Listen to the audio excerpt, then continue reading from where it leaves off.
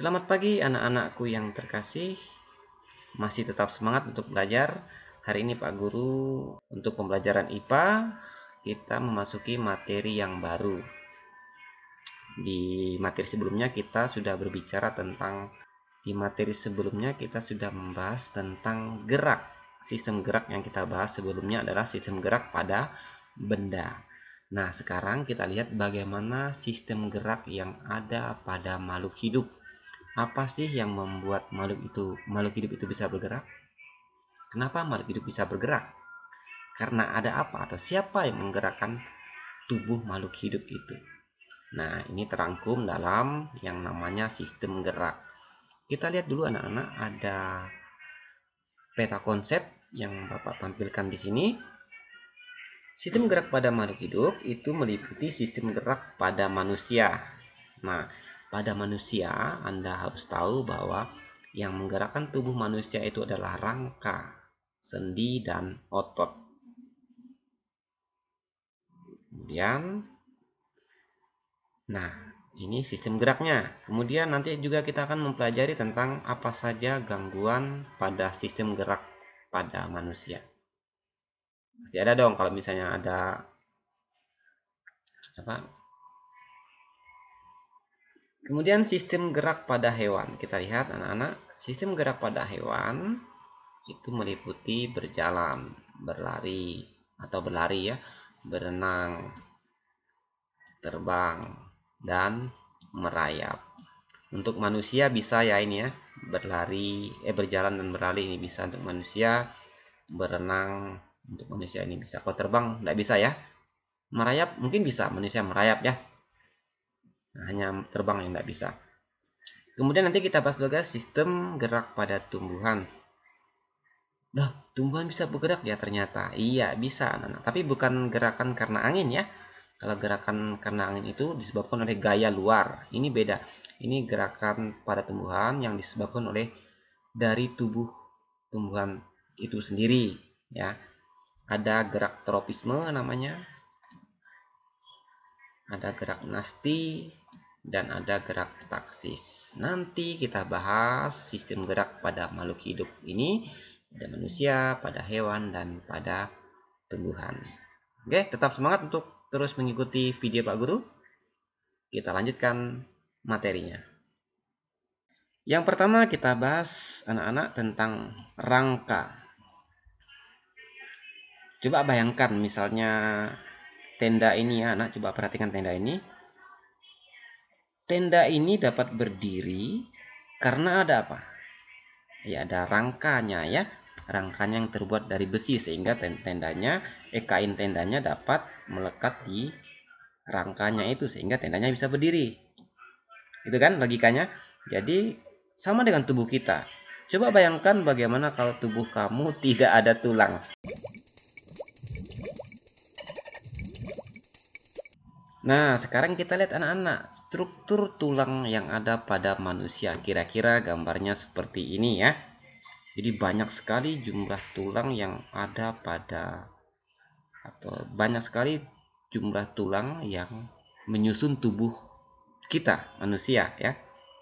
Antaranya kalian lihat ini, dilihat dari depan yang ini ya. Yang ini dilihat dari belakang. Tulang tengkorak, tulang selangka ini ya. Kemudian tulang lengan atas, tulang rusuk, udah tahu ya tulang rusuk ini. Kemudian tulang pengumpil, yang ini ada tulang hasta, ada tulang paha ini ya anak-anak ya, tulang betis, tulang kering, ada tulang belikat yang di belakang itu ya, di belakang bahu, di bawah bahu kamu. Kemudian ada tulang punggung ya, dari sini ya, ini vertebrata namanya ya. Makanya manusia itu disebut dengan vertebrata karena bertulang belakang, ini tulang belakang namanya, tulang punggung. Kemudian tulang pinggul. Kemudian kita lihat di telapak tangan ada tulang pergelangan tangan, ya kan? Sini tulang telapak tangan dan tulang ruas jari. Nah, banyak sekali anak-anak tulang yang menyusun tubuh. Nah, anak-anak, setelah kamu melihat gambar tulang tadi dan jenis-jenisnya sudah banyak ya. Ada, diingat lagi. Kamu lihat lagi, nanti kalau lupa kamu lihat lagi. Ternyata banyaknya tulang kita, kalau orang dewasa ya, kalau kalian remaja udah masuk gitu ya. Tubuh manusia dewasa terdiri dari 206 tulang. Jadi tubuh kita ini terdiri dari 206 tulang. Bayangkan banyak sekali ya yang menyusun tubuh kita ini sehingga terbentuk seperti ini. Nah, anak-anak, secara umum ada 4 fungsi utama tulang bagi tubuh. Yang pertama, Anda lihat, nanti dicatat ya. Memberikan bentuk pada tubuh dan menopang tubuh kita. Ini fungsi yang pertama. Fungsi yang kedua, melindungi organ dalam. Nah, lihat. Tulang rusuk itu melindungi apa? Jantung dan paru-paru, ya kan? Kemudian tengkorak itu melindungi apa? Kepala kamu itu melindungi otak. Nah, itu yang fungsi yang kedua, yaitu melindungi organ dalam. Fungsi yang ketiga, tempat menempelnya otot. Ternyata tulang itu tempat menempelnya otot. Nah, biasanya anak-anak kalau di dalam sistem gerak pada manusia, tulang itu sistem gerak pasif. Karena tulang itu digerakkan oleh otot. Nah, gitu dia. Jadi yang ketiga, tempat menempelnya otot yang merupakan alat gerak aktif sehingga dapat menggerakkan tulang. Ingat ya, yang menggerakkan tulang itu adalah otot kita. Itu poin yang ketiga. Sekarang poin yang keempat, pada jenis tulang tertentu ternyata tulang paha atau disebut dengan femur. Mungkin Anda baru tahu ya, tulang paha itu untuk membentuk sel darah. Nah, di mana terbentuknya sel darah? Ya di tulang paha, yaitu di bagian sumsum tulang. Nah, sumsum tulang itu bagian lunak yang terdapat di dalam tulang, di bagian tengah tulang. Nantilah kita lihat ya. Nah, itu 4 fungsi dari tulang bagi tubuh kita. Ya, tolong diingat, ini Anda catat nanti ya anak-anak ya. Tolong dicatat supaya lebih paham lagi. Berikutnya anak-anak kita lihat tentang struktur tulang. Yang pertama ini kita bahas tentang struktur tulang. Kalian lihat gambar tulang di sini. Kira-kira ini tulang apa ya anak-anak? Ya, betul. Tulang paha ya. Ya, kayak misalnya Anda makan paha ayam ya. Dagingnya Anda makan, terus lihat ada tulangnya di situ ya. Bentuknya seperti ini. Itu salah satu bentuk atau jenis tulang panjang ya. Tulang paha itu termasuk tulang panjang. Kita lihat struktur di dalamnya anak-anak ya. Kalau kita lihat di dalam tulang itu ada lapisannya. Lapisan terluar tulang itu namanya periosteum. Ya, periosteum. Ini lapisan terluar tulang. Nah, kemudian di dalam periosteum, lapisan ini ya, yang ini anak-anak ya. Ini namanya tulang kompak. Nah, yang ini yang setelah lapisan periosteum ada lapisan tulang kompak. Nah, tulang kompak ini termasuk tulang keras ya, karena banyak mengandung kalsium dan fosfor. Nah, ini tulang kompak. Ini anak-anak ya, bagian luar ini, bagian dalam periosteum. Setelah periosteum ada tulang kompak. Ini dia ya. Kemudian ada di tengah-tengah ini anak-anak, di tengah-tengah tulang panjang ini ada yang namanya sumsum tulang. Di sini disebut sumsum putih tulang. Jadi di sini di tengah-tengah tulang ini, tulang panjang ini, di tengah-tengah tulang panjang ini ada sumsum putih tulang. Ya, sepanjang ini. Terus dibuka sumsumnya, ternyata di dalamnya ada pembuluh darah. Di penjelasan awal sudah kalian masih ingat ya? Bapak mengatakan bahwa sumsum tulang ini fungsinya untuk membentuk sel darah, baik sel darah putih maupun sel darah merah. Tapi dia kebanyakan di sini menghasilkan sel darah merah ya. Nah, ternyata di dalam sumsum tulang ini ada pembuluh darah. Nanti kalau sel darahnya sudah jadi, sudah diproduksi oleh sumsum tulang ini, ya udah langsung diambil oleh pembuluh darah ya. Jadilah sel darah yang baru. Nah, begitu dia ya. Kemudian di atas ini di dekat di tulang paling ujung ya, di ujung tulang ini ada tulang spons. Nah, strukturnya anak-anak perhatikan, tulang spons ini ada rongga-rongganya. Kalau kamu makan paha ayam, kamu lihat di ujungnya itu ada seperti rongga-rongga gitu ya, ada berongga. Nah, itu seperti spons ya. Nah, jadi strukturnya tidak terlalu keras seperti tulang kompak ya. Itu namanya tulang spons. Nah, kemudian anak-anak di ujung tulang panjang ini ada di ujungnya ini namanya tulang rawan kartilago. Jadi di ujung tulang panjang ini itu kan lembut ya, agak lunak, tidak sekeras tulang kompak ya. Tulang yang ini tidak sekeras yang ini lunak. Itu namanya tulang kartilago atau tulang rawan ya. Nah, di ujungnya ini namanya ada tulang rawan di sini ya. Nah, itu bagian-bagian tulang.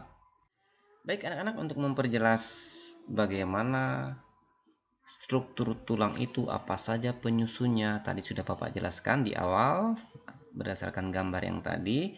Untuk melengkapi catatan Anda, nanti Anda bisa mencatat poin-poin penting ini tentang struktur tulang. Berikutnya anak-anak kita lihat macam-macam tulang berdasarkan bentuk dan ukurannya. Tadi sudah dijelaskan bahwa tulang itu banyak sekali jenisnya ya. Di tubuh manusia itu kita kelompokkan sekarang bentuk-bentuk tulang berdasarkan ukurannya.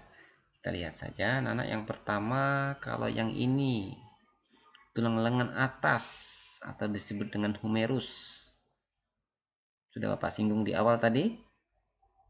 Itu termasuk tulang panjang atau tulang pipa. Kenapa? Karena bentuknya memanjang seperti pipa. Itu namanya tulang panjang atau tulang pipa. Kalau ada bentuk tulang seperti ini berarti namanya tulang panjang. Mana lagi kira-kira? Ini ya, tulang paha. Itu juga termasuk tulang panjang atau tulang pipa. Nah, nanti anak-anak ada tugas ya untuk hal ini. Kita lihat dulu yang lain. Tulang pipih. Berarti bentuknya pipih. Ya. Bentuknya pipih seperti lempengan begitu ya. Nah, contohnya di sini adalah tulang dada atau sternum. Tulang dada ini itu di ujungnya ada untuk melekatnya apa? Tulang rusuk itu ya. Nah, tulang dada bentuknya pipih. Termasuk tulang pipih gitu ya. Kemudian ini kira-kira bentuknya apa anak-anak? Tulang ruas jari kaki, kira-kira bentuknya apa? Nah, untuk tulang ruas jari kaki, tulang ruas jari tangan, itu termasuk tulang pendek karena ukurannya pendek. Meskipun dia berbentuk pipa, tetapi ukurannya pendek. Nah, itu termasuk tulang pendek. Kemudian yang termasuk tulang tidak beraturan, artinya bentuk tulangnya tidak beraturan. Tulang yang tidak beraturan bentuknya itu salah satu contoh ada tulang ini. Tulang punggung, ya. Tulang punggung ini tulang yang bentuknya tidak beraturan. Jadi bentuknya seperti ini, tidak jelas ya, tidak beraturan. Nyambung semua seperti ini. Ya, sampai atas nyambung seperti ini. Jadi tulang belakang gitu ya. Nah, bentuknya seperti ini, itu kalau bentuknya tidak teratur itu namanya tulang tidak beraturan. Nah, itu macam-macam tulang berdasarkan bentuk dan ukurannya. Nanti anak-anak bisa mencari apa bentuk-bentuk tulang ini, apa saja yang termasuk tulang pipi, tulang panjang, tulang tidak beraturan, dan tulang pendek. Ada tugas untuk kamu nanti ya. Baik anak-anak, sekarang kita lihat bagaimana proses pembentukan tulang. Nah, pada dasarnya, tulang kita itu terbentuk saat kita ada di kandungan ibu kita, ya, dari kita awal janin sampai bayi. Itu proses pembentukan tulang yang sebenarnya. Proses pembentukan tulang ini disebut dengan osifikasi. Nah, pembentukannya anak-anak secara singkat seperti ini. Proses osifikasi berawal dari tulang rawan. Tulang rawan itu tulang yang sifatnya lembut ya, lunak. Tulang rawan bentuknya mirip dengan tulang dewasa. Selain itu, tulang rawan memiliki rongga yang terisi oleh yang namanya osteoblas. Nah, osteoblas itu adalah sel-sel pembentuk tulang. Selanjutnya, osteoblas akan membentuk yang namanya osteosit atau disebut dengan sel-sel tulang. Proses osifikasi dimulai dari bagian tengah tulang rawan dan kemudian meluas ke seluruh arah sesuai dengan pertumbuhan tulang rawan. Di antara jaringan tulang yang terbentuk terdapat pembuluh darah. Seperti gambar yang pertama tadi ya. Pembuluh darah ini akan membawa mineral seperti kalsium sehingga tulang yang terbentuk menjadi keras. Selain itu, anak-anak, saat osifikasi ini, tulang juga mengalami yang namanya fusi. Fusi itu nama lain dari penggabungan. Pada saat kamu baru lahir, jumlah seluruh tulang yang ada pada sistem rangka kita pada saat itu, kita masih bayi ya, masih dalam proses pembentukan janin sampai bayi, jumlah rangka kita adalah 270 tulang. Banyak ya. Seiring bertambahnya usia, beberapa tulang kita akan mengalami fusi. Misalnya tulang tengkorak dan tulang ekor. Ada penggabungan sehingga tulang ekor kita menjadi lebih pendek ya. Tulang ekor kita menjadi lebih pendek. Oleh karena itu, ketika kamu sudah dewasa dan remaja seperti ini, jumlah tulang penyusun kita hanya ada 206. Karena apa tadi? Penggabungan atau proses fusi.